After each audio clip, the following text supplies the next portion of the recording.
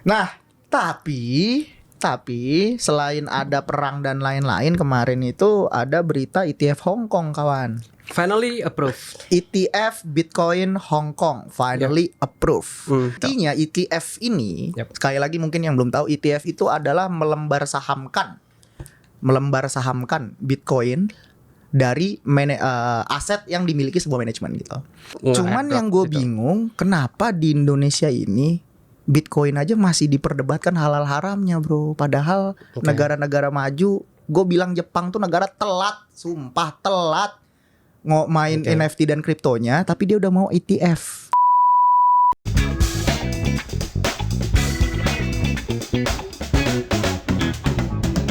Balik lagi di Ngalus, ngobrol asik soal fulus.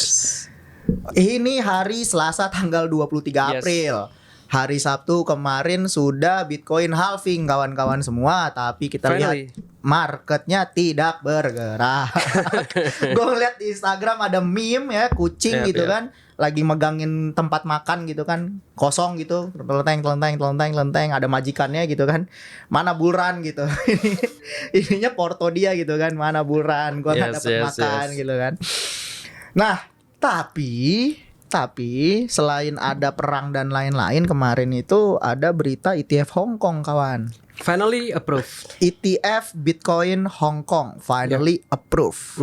Dan ya mungkin gue pengen denger lah dari Aris, apa dampaknya ke market, Riz, ETF Hong Kong ini? Sama seperti ETF US sebelumnya ya, yang approve itu akan bring new demands. Dan beberapa Twitter X account yang gue follow dan banyak city lainnya, mereka predict inflow atau uang yang akan masuk, aliran dana yang masuk ke Bitcoin saat Hong Kong ETF Bitcoin ETF approve itu around 25 miliar US dollars. 25 billion ya. Billions, yes, itu akan masuk ke crypto markets.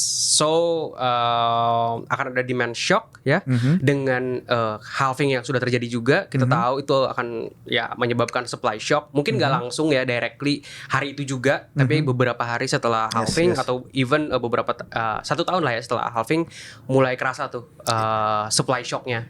Karena selling pressure semakin menurun, dan kita sekarang ada 2 ETF yang approve and dua-duanya big ya, dan nanti ETF Hong Kong 30 April itu ya aliran dana yang masuk sekitar 25 miliar US dollar, which is itu huge. Ngambil dari mana ya 25 billion US dollars ya? Karena pasar saham mereka yang also big. Yes. Jadi predicted dari ya berapa persen dari pasar saham mereka? Berapa persen sih valuasi ini dia market cap dari pasar saham Hong Kong? Gua actually nggak tahu ya, tapi bisa gua cek lah sekarang ya. Coba kita lihat. Market cap Hong Kong.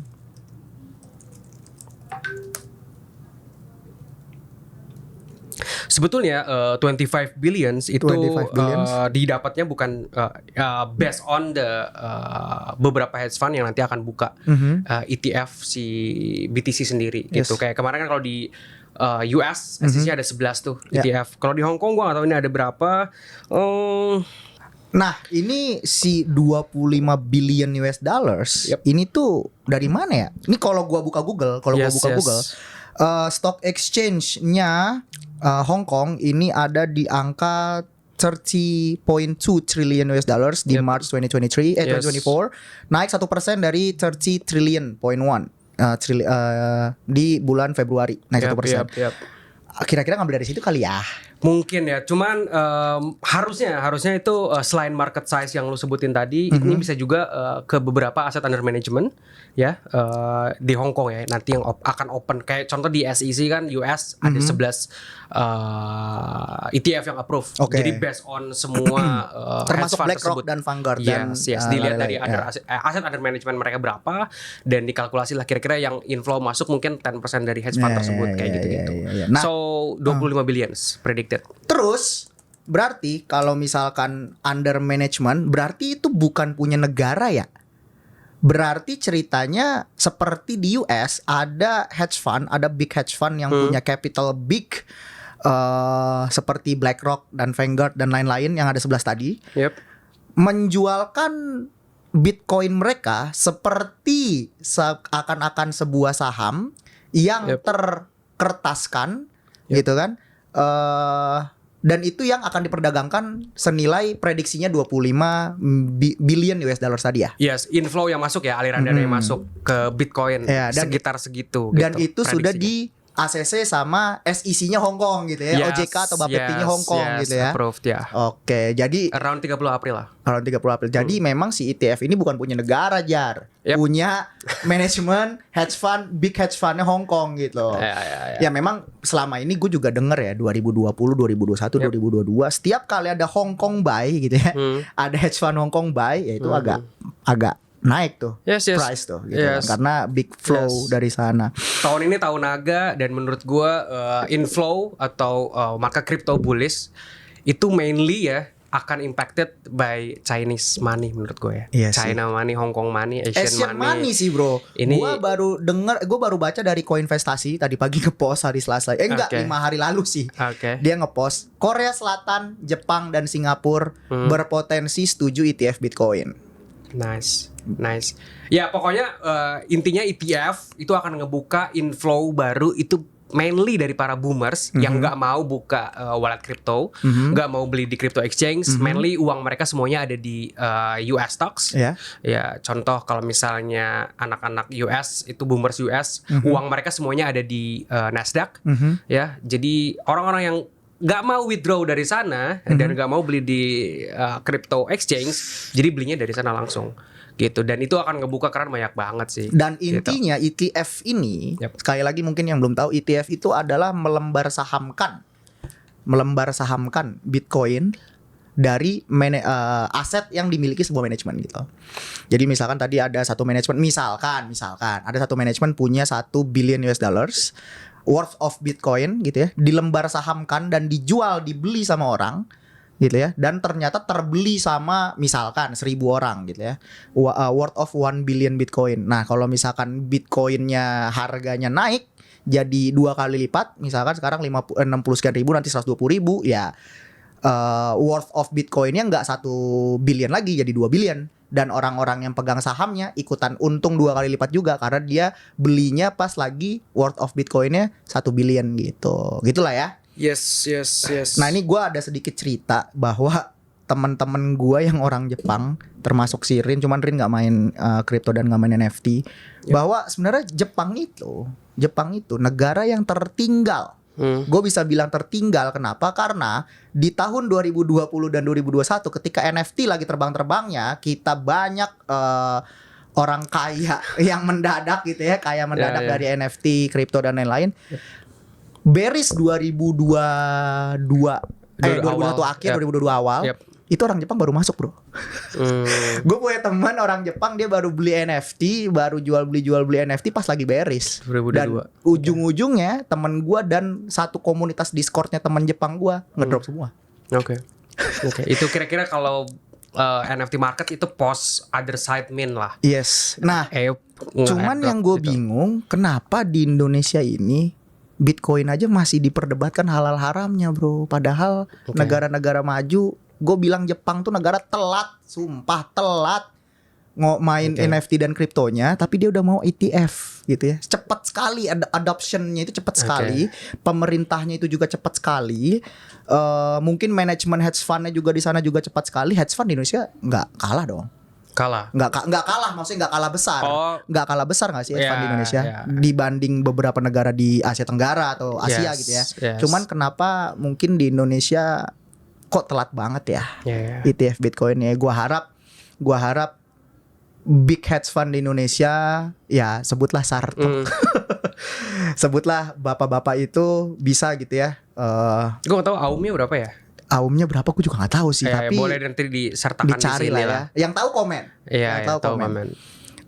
Dan mungkin kapan-kapan kita mungkin coba lah ya, kira-kira kenapa sih Bitcoin ini masih dipertanyakan dalam agama. Memang belum ada hal haramnya, masih apa hit by apa gue nggak tahu apa namanya. Gue no comment untuk itu. Baiknya dihindari gitu ya, kan. Karena emang majority sih menurut gue. Majority kita kan emang Muslim ya. Jadi semua apapun itu yang masuk ke Indo, yang viral di Indo ya harus perlu dikaji, hati-hatikan dan dikaji ulang halal haramnya gitu. Ya, memang itu sih yang mungkin jadi hambatan terbesar kalau di Indonesia ya.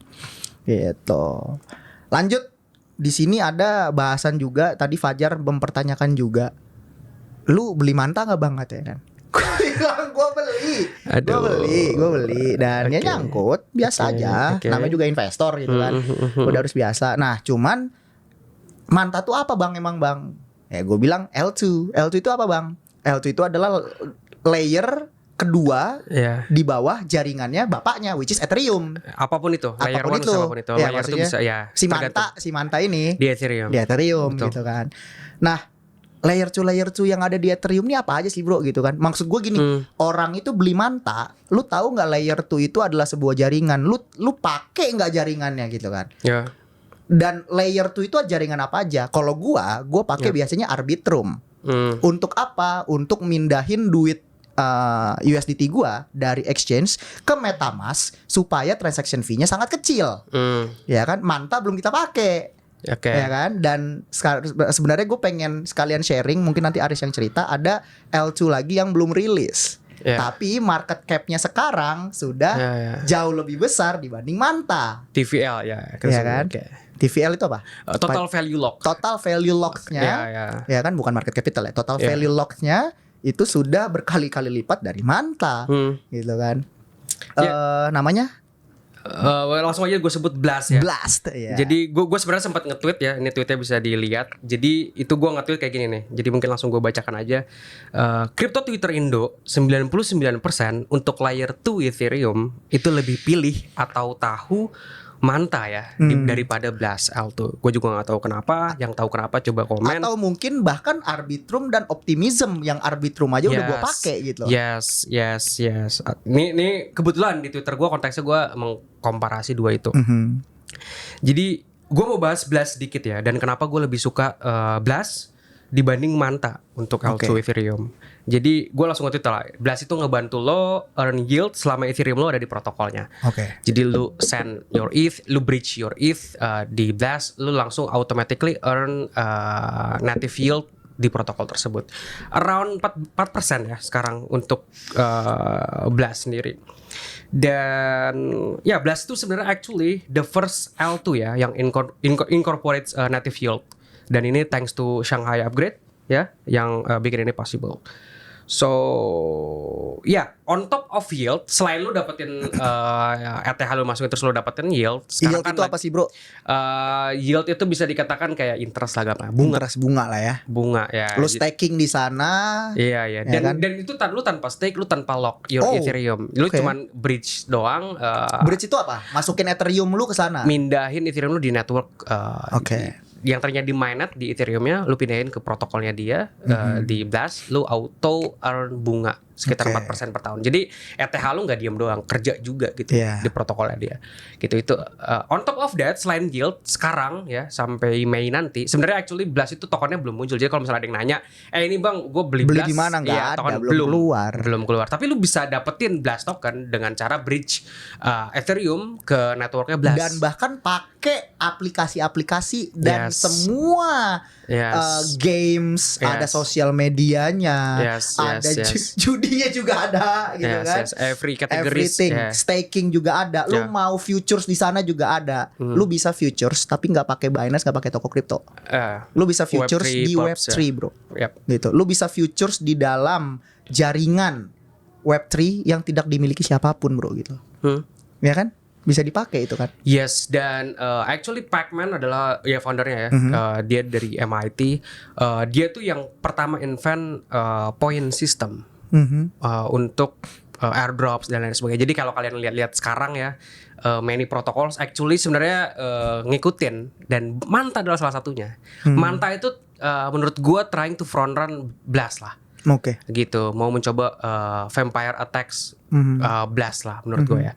Dan secara TVL sih berapa X nih? Gue pesimis ya. Nih kalau TVL yang total value lock cuman 188.5 million.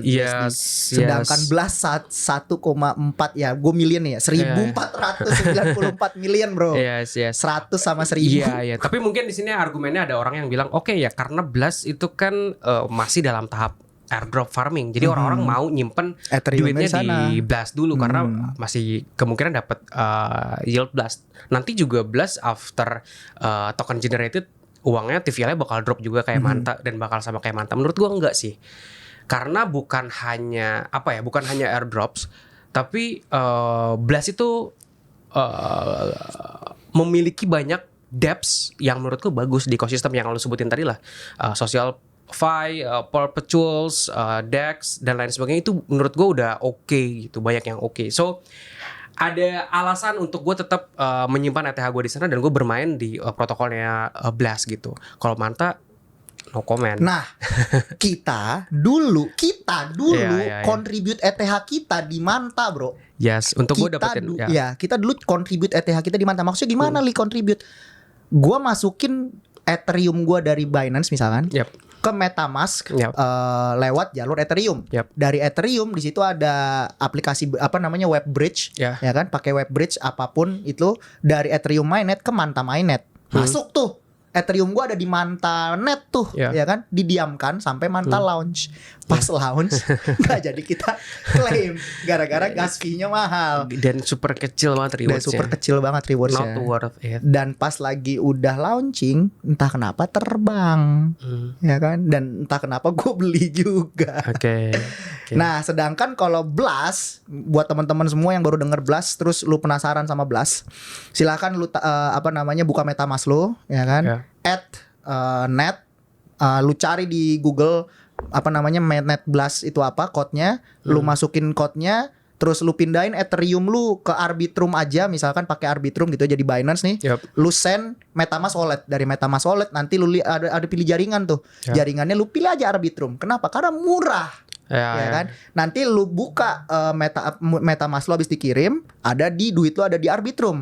Dari Arbitrum nanti lu pindahin, lu buka website bridge, dari Arbitrum nanti ETH-nya lu pindahin ke Blast, ya kan? Setelah lu buka akun Blast, lu buka website Blast, lu bikin akun, masuk ke MetaMask wallet lu. Kalau udah ada akunnya, lu pindahin lu ETH lu ke dalam sana, silahkan bermain semua aplikasi yang ada di sana. Ada game-game perang-perang kapal-kapalan, ada main Harvest Moon di sana, ada judinya, ada stakingnya, ada social media District One, ada Pack Moon dan wah banyak bro. Dan gue main di sana. Kita lihat nanti di bulan Mei bakal meledak seperti apa. Token generated eventnya itu bakal ada bulan Mei akhir. Sekarang gue masih farming dengan cara gue bridge sebanyak-banyaknya Ethereum ke Blast Network. Dan selain gue bridge, gue juga mainin dApps-nya tadi. Setiap dApps itu bakal memberikan gold, dimana one gold itu sekitar 35.000 points. Dan itu bakal jadi ETH juga, bakal jadi Blast at some points. Dan di apps-nya juga bakal memberikan native tokens gitu yang akan di-airdropkan ke para users gitu. Itu untuk Blast lah. Mungkin nanti gue jelaskan lebih detail kalau konten sendiri mungkin, atau lihat cek Twitter gue lah. Gue sering banget bahas. Cek Twitter Aris Yuangga. Dan jangan lupa follow Instagram @metafulus. Nanti bakal diinfokan juga di sana. Lanjut. Nah, setelah ngomongin Blast dan L2, ini ada juga nih request. Ngomongin abang yang pernah viral, yang siapa foto tuh? selfie. Yang foto selfie banyak Abang Gojali. Kemarin tuh ada berita yang bilang bikin koin dapat berapa miliar, terus takut dikejar pajak apa segala macam. Nggak gitu bro. Nggak gitu bro. Lu ngikutin nggak Gojali kisahnya gimana sih sekarang tuh? Dia bikin apa kemarin, bikin Gojali token itu kemarin gimana? Terus gue baca Twitter katanya dia sebenarnya nggak ngerti cara klaimnya dan lain-lain. Akhirnya di masif sell sama orang dan hancur orang ngamuk-ngamuk. Itu kenapa sih? Ya jadi kebetulan meme coin sudah mulai naik lagi kan. Kemarin narasinya naik lagi lah. Terus salah satu koin yang menarik adalah Pandora. Dia ngegabungin ERC 721 sama ERC 20. Dia ngegabungin intinya gimana caranya NFT lebih liquid lah, bisa di tradable di Uniswap as a tokens. Ada sekarang dengan eranya meme coins, ada JPEG atau ada NFT yang memes lah. Salah satu contohnya adalah Gojali. selfie as a meme. Itu kan sebenarnya dia berangkatnya dari narasi meme ya.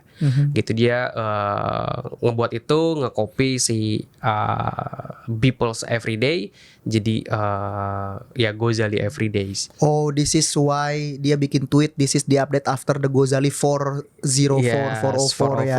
Akhirnya menurut gue Pandora team yang approach ya. Gue nggak tahu tapi Indonesian team yang ya mungkin kalian bisa komen ya yang ngajak-ngajak si Gozali. Gue nggak tahu ya apakah emang ini inisiatifnya Gozali. Menurut gue nggak. But gue apa ya? Tetap respect, tetap kayak bangga. Oh Indonesia bisa itu dikenal try global. to invent bro. Try to invent bro. Still trying. Iya. Ya cuman yang perlu teman-teman tahu adalah ya ini crypto super volatile dan jangan sampai ya, kalian jadi exit liquidity. Exit liquidity. Aduh, ada yang kemarin ketampol kan langsung ngedrop.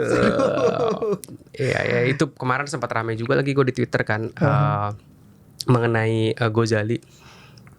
Dan apa saat launch pre-sale-nya itu sold out 400 ETH. Wih. Ya udah 400 dikali $3,000. Wih. Itu tapi bukan penghasilan Gozali segitu bro. Iya, Mungkin ada beberapa itu yang valuasi bikin valuasi news tokennya bro. Bikin news makin gila itu kayak kayak Gozali dapat 400 ETH. Ya itulah yang misunderstanding dari Berita Nasional Indonesia yang kemarin sempat bilang Gozali dapat miliaran gara-gara itu gitu. Ya itu 400 ETH itu tuh lu kaliin aja sekarang harganya 3.200 3.300 US dollars itu yang didapat dari pre-sale-nya dan itu uang ya hasil pre-sale-nya actually itu di lock bro. Gitu as a liquidity biasanya 50-50 gitu. Nah cuman ya gue ngerti lah kenapa orang-orang akhirnya pada komplain bla bla bla karena ya mungkin ada yang participate. Sebenarnya yang participate gue yakin udah tahu juga lah ada possibility to goes to zero gitu kan. Tetap jangan gue nggak bisa menyalahkan Gozali juga gitu. Kita tahu misalnya dia bakal rug pull katakanlah atau ini bakal nggak perform ya udah jangan send, jangan ikutan pre-sale. Kalau lu ikutan pre-sale berarti lu emang yakin tokennya bakal naik. Itu kan kayak ya investment lah. Your own risk bro. Your own risk. Nah ya udah pada faktanya ternyata saat launch ya down only memang gitu. Mungkin sekarang down 99% lah dari 99% dari all time high-nya. Lu masukin 100.000 tinggal 1.000 ya around that number. Ya kalau dari pre-sale gue nggak tahu ya exactnya. Gue nggak terlalu ngikutin karena gue nggak invest juga, gue nggak beli. Actually gue bilang juga di tweet gue kayak don't buy tapi watch aja gitu, kayak tonton aja kalau misalnya orang creating atau invent something new ya coba support aja gitu. Ya support nggak harus dengan cara kita beli pakai ETH dan lain sebagainya gitu. Kita support bisa dengan cara mengeducate lah. Apa itu Pandora 404, betul. Apa itu Gozali, kenapa sih Gozali bisa collab dan lain sebagainya gitu. Oke. Udah lumayan panjang ngobrolan hari ini. Paling terakhir buka lagi laptop lu Riz. Oke. Kita coba lihat. Ini kita buka TradingView.